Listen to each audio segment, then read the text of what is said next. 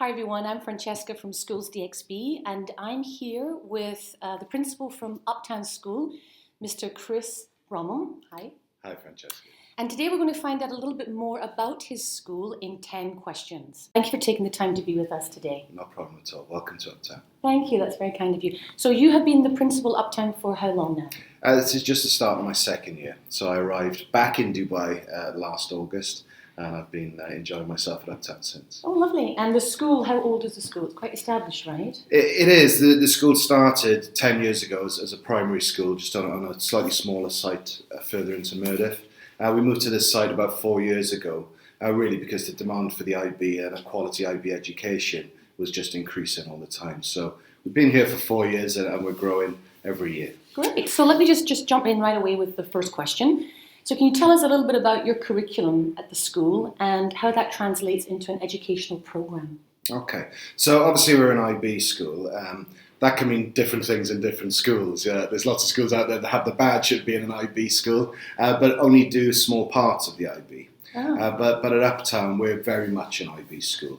We live the philosophy of the IB, we live the ethos of the IB. We firmly believe, as the IB do, that education changes the world. And our job as educators is to grow children that have got the qualifications, but also got the personal attributes and the confidence to go out there and change the world. So it's a big mission statement. And obviously then translating that down into what happens in the classroom is very important.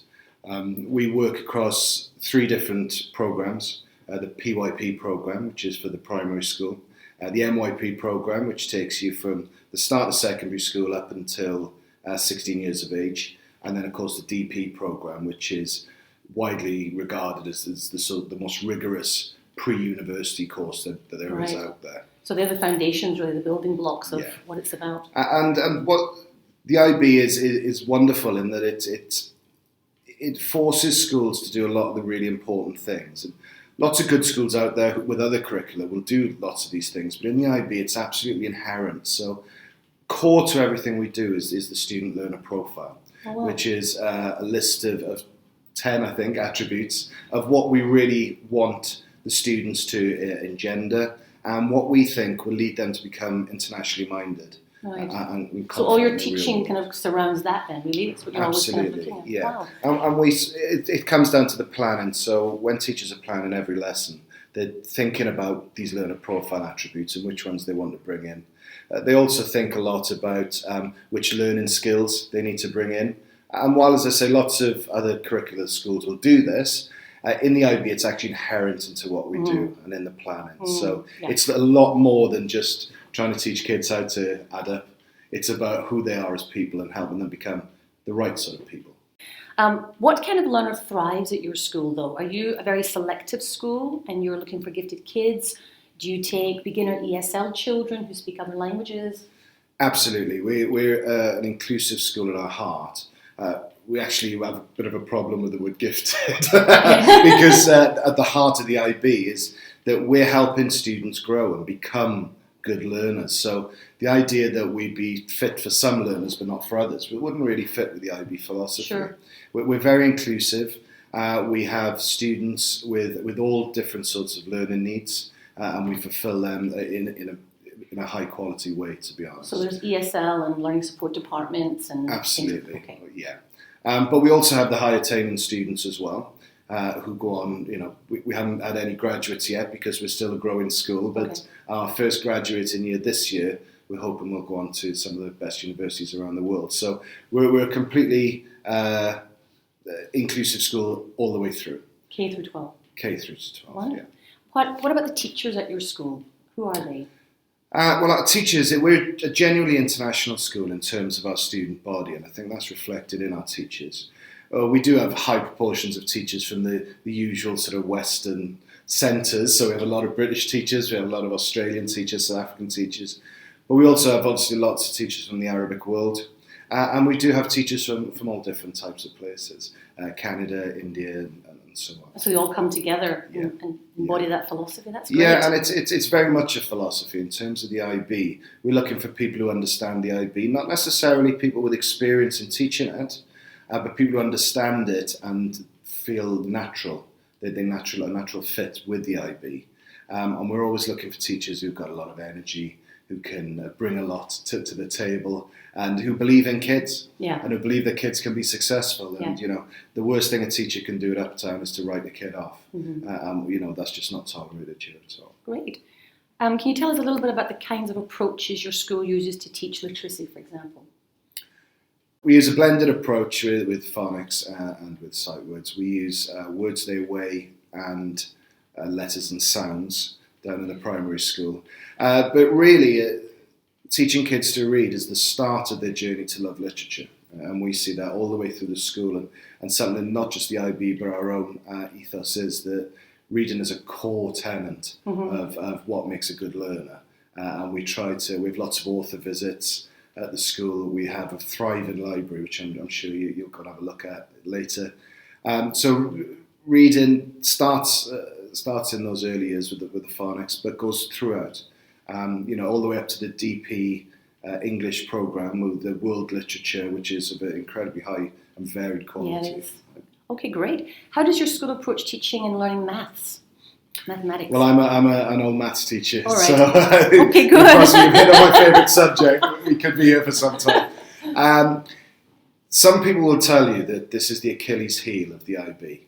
Okay. And they're absolutely wrong. I would say, as a maths teaching professional who absolutely adores learning maths and think it's the most fascinating thing in the world of how kids learn maths, the PYP and the MYP and the DP are exactly what maths teachers should be doing.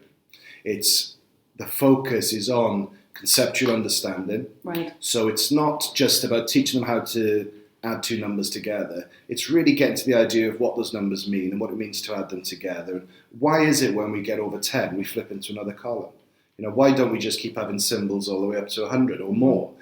So it's addressing those concepts rather than just the skills. Obviously, we do the skills as well, but it's focusing on those concepts. When we come through to the MYP, as a good example, we have 4 categories in terms of how we assess the kids. And one of those categories is their knowledge, and having that high standard of knowledge and knowing how to do mathematical techniques. But the other criteria are about linking maths to the real world, about spotting mathematical patterns and understanding mathematical patterns, and about communicating and articulating maths, which any maths teacher in the world will tell you is the key, the absolute key to being able to do maths, is be able to explain maths. Yeah, and relate it to the real world, right? Absolutely, it's a core part, yeah. And it's one of the 4 criteria for MYP maths is relating things to the real world. And then when you go on to the DP in maths, we have the exploration, the maths exploration, where students have to find some aspect in the real world, and we try and encourage them to pick up something they like and look for the maths in it and explore the maths in it and link that to existing theories and sometimes come up with some original work, but that would be for the very highest attainment students. An example I've seen before is a young student who's into ballet dancing. She did ballet dancing to quite a high level, and she looked at the arcs that her hand made when she was doing different ballet moves, and it was absolutely fascinating. And that's what real maths is about. Yeah. It's important to be able to solve quadratic equations, but you need that deep relational understanding of maths, and the IB encourages that from a very early age. Oh, wonderful, that's a great answer. That's good. Can you tell us about play in the school? How that has a role within your school, for example? Yeah, play can mean different things for different ages. I think if you went down to our earlier section, you'd see learning through play quite evidently there in what the kids are doing. We have lots of areas set up for them to learn through play with shops and things like that, where they go and sort of learn themselves and teach themselves. But we try and keep that element of play all the way through, and play becomes maybe as the kids get older, you talk more about engagement and it being motivated learning and learning that they're enjoying. And I firmly believe that learning is an inherently enjoyable pastime. People love to learn, and I think oftentimes what we do is when we start to put the pressure on kids and we start to make it all about assessment, they start to panic and they switch up from their natural sort of love of learning. So it's inherent all the way through what we do, and all the way up to the IB, where it really there becomes up to the DP, where it really becomes about choice. And there's a lot of choice in the IB in terms of they have to do their extended essay in the DP programme, which again is something that they research, something of their own interest. They have to do a 4,000 word essay, which I read last year that it's the most challenging academic task that students are given across the world at that level, is this 4,000 word extended essay. But it's really about them finding something they're interested in and pursuing that. Basically. Absolutely. Wow, yeah. that's really good. Yeah. So what happens at lunchtime here in your school? Do you have everyone coming together at the same time, or is it? Well, we have things are split slightly between the different schools. So the primary school has their lunchtime split. So we've got a canteen for the primary school. We've got a canteen for the secondary school. Both have places where students can sit and eat hot meals, or grab a quick sandwich and go and eat outside. We have lots of external eating areas. But what we're trying to do more and more is to put activities on in lunchtime. And if you come, you see our gyms are always busy during lunchtime, and often with the older kids running things for the younger students. And we're trying to bring more of that in. And you see our kids, especially when the weather gets like this, they love being outside. And they love you have to take advantage of that, don't you? Yeah. Oh, lovely. Can you tell us about your homework policy at the school? Yeah. Well, we see homework as important, but we see it really, especially if we take the primary school, as a way of parents engaging in their children's learning, and a way of parents having an eye into what the students are doing. So you'll see our homework tasks are very well organised. We don't have any sort of last minute or finish off this homework. It's Thursday, so I've got to give you maths homework. The homework is set a week in advance, and it's really things that engage, that help students engage with their parents and with their learning. And it's great. My daughter last year in grade 1, her homework was she had to feel her heart. She had to sit with us and talk about what she felt when she felt her heart. And then she had to run around the house 3 times and do it again and talk to us about it and then make some notes herself. So that really sort of experiential learning, but really getting them to question. Obviously, inquiry is something we haven't mentioned, but students starting to ask questions and learning to ask questions, becoming better at asking questions. Being curious. And being allowed to be curious is a core part of the IB all the way through. So. And is it different for different ages? I mean, you set certain times for the lower grades and then upper grades have longer, obviously? So in the primary school, it's worked on that sort of 1 sheet a week, so the students all know what their homework is for that week at the start of the week, which really helps parents manage their time at home. In the secondary school, it obviously builds up. So we have a homework timetable, which gives recommended amounts of time each day and which subjects will be on each day. But we still go as and when things are needed. The IB encourages lots of longer-term projects in the MYP particularly. So there will be some sort of traditional homework tasks of 10 maths questions. There's also things that the kids will be working on, researching over time and looking into different things. So longer. There's less longer in it. Over a week or 2 weeks or longer. And then, of course, when you get to the DP can be seen as more traditional. You know, it's a very content-heavy course. It's very rigorous. And you know the demands on the students are high. There's no getting away from it. As someone who's worked in British schools for a proportion of my career, and you look at the A level, while the A level is a fantastic qualification, the demands compared to the demands on a DP student, they're just not there.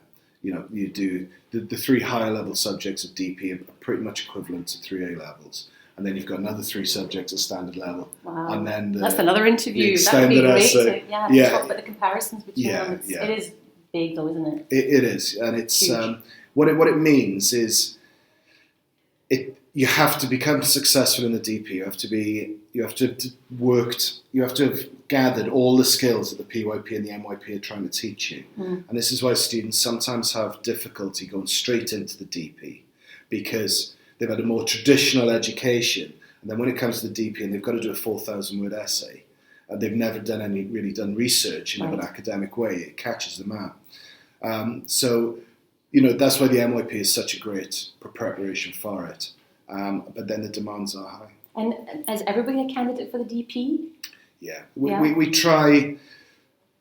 We try and get everyone through. We very much see, once you're an Uptown student, you're with us, you're one of us, and we're going to get you through as much as we can.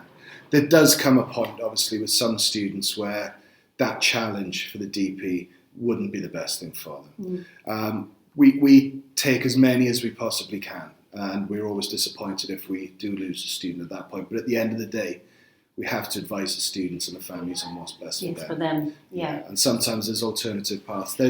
There is the career-related program that the IB provides, which we probably look at in future for those students. And one of our sister schools does that already, so we'll often liaise with them and speak to them about keeping them within the time. And then you're able to do partial DP though, right? You're able to, you can do some.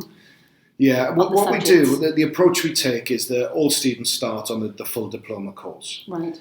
But if it's at the end of the first year, somewhere into the second year, if students are really finding it too challenging, they can drop some of the aspects of it and do what we call DP courses. So they could do their maths, English and science, higher level. And they're really worthwhile courses. Yeah. And we can get equivalents within the UAE for universities within the UAE through those courses. There is ways through. So it's not just a black and white, all or nothing. You can be flexible too, which is wonderful. What we have to do is do what's best for the students, the individual students. Yeah. And families. Yeah, absolutely. Yeah. So that leads into my next question, which is about assessing students' learning. How do you do that at the school? Right. It's a big question, that, when isn't it comes to the IB, that's the biggest question. Yeah. Because assessment is a tricky beast, because when you're assessing students, what you're trying to find out is what do they know, what can they do? Yeah. Even those statements are very ambiguous. How do you know that a student knows something? How do you know that a student can do something? How can they demonstrate that they know? Yeah. If they know it today, will they still know it tomorrow? Does that matter? So the whole question of assessment is incredibly complex. What traditional curricula and school systems do is tend to ignore that complexity and give people a test. And teach and test. Yeah. And I'm in no way accusing, there's great schools out there that aren't IB schools. With the IB, they engage with that complexity, that question about assessment.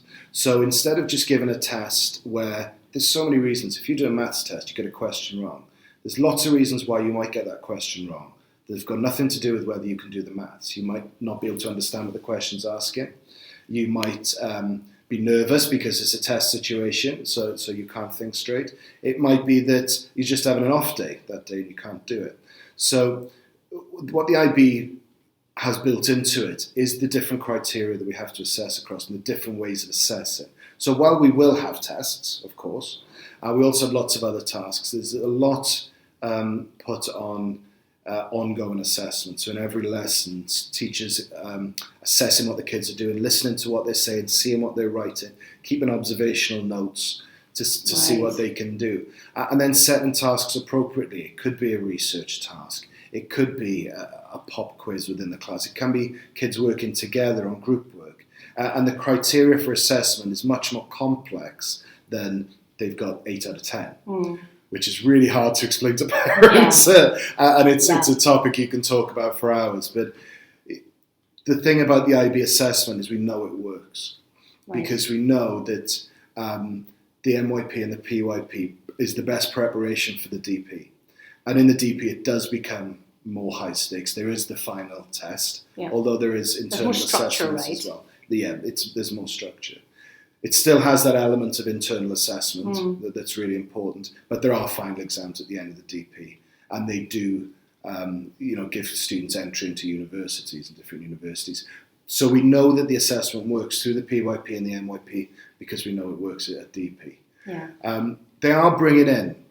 The IB has introduced MYP online assessments, and I would encourage anybody who's interested in assessment, if people are, as teachers are, parents are, to look at the MYP online assessments because, quite frankly, they're genius. They're so innovative in what they do because the MYP doesn't have prescribed content, so it doesn't tell you have to teach this, you have to teach that.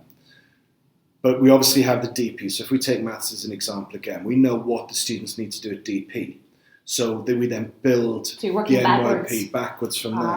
But what it allows us is to bring in lots of local flavour, to respond to local curricula and demands that we have from Right. DSIB, KHDA, and it makes it a really personal and robust curriculum. What that means, of course, is everybody's MYP maths course looks slightly different. So then when they want to bring in a uniformed assessment tool, It's hard. that's very different. True. So what they've done is they've created these wonderful online tests where there is some prescribed content that they've had to bring in for it, but largely it's about students demonstrating those skills of being able to understand maths, being able to use maths, being able to articulate their maths, with the actual content of the maths being a bit more So fluid. it really sounds like you're preparing these children for the 21st century. Absolutely. You're getting ready to be thinkers and Absolutely. rather than just content. A criticism that's thrown at the education systems is that we're still living in Victorian era, whereas the IB isn't. The IB really isn't. And it does get a little bit messy sometimes, and it is a bit more difficult for parents to understand. And it's obviously a big role that we have is to try and explain this to parents more. Yeah. But it is definitely something new and something different and something better. Yeah. And it works. We know it works because we know that DP students go on to the best universities in the world, and more importantly, they're successful. The dropout rate in university of DP students is far lower than for other national curricula. It's a very interesting point. Yeah. Yeah, very good point. And the last question that we have is, what's the unique features of your school? If you were to tell people about Uptown, what would you tell them? Well, I think what's unique about every school is the people. The people that make it different, the people that gives it its flavour and its character. Where I've worked at some fantastic schools across the world, but I've never worked in a school where there's such a feeling of family. And that's the parents, the students, and the staff as well. The relationships around Uptown are really something to behold. And when we have new staff coming in, we have new students coming in, often students that have had a troubled time in other schools. They come to Uptown and they feel that warmth, they feel that kindness come through. And it's just a lovely place to turn up to every day. That's a lovely ending. Well, Chris, thank you very much. It's been wonderful finding out a little bit more about your school and the great things that are going on here. Thank you so much. No problem. Thank you.